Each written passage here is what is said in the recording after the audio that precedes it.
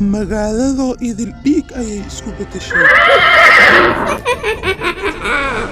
waa idin baabi'inayaa dhammaantiina.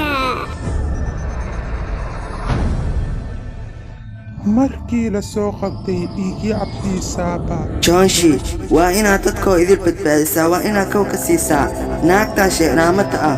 maanta adii ma sii noolaanaysid, waana dhimanaysaa. haddii aan dhinto ayadana way dhimanaysaa. gabadheedii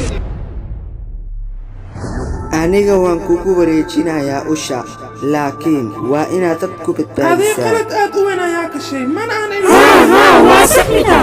dadka aniga ima fahmayaan. sidii jiyaankii uu dadkoo idil u difaacay ayaa lagaa rabaa inaad dadka dhan u difaacdid. hal go'aan oo keliya waa inaa gaaraa. ka fikir dadka farxadooda. waa kanaa waddada guusha, waana inaa kow kaa siiyaa. waad samayn kartaa.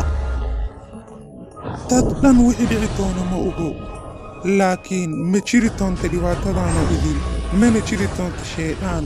wax walbane way dhammaanayaan. keliya waa inaa kow ka siiyaa shaydhaamadan, waxaana ku baabi'inayaa ushii jiyaankii.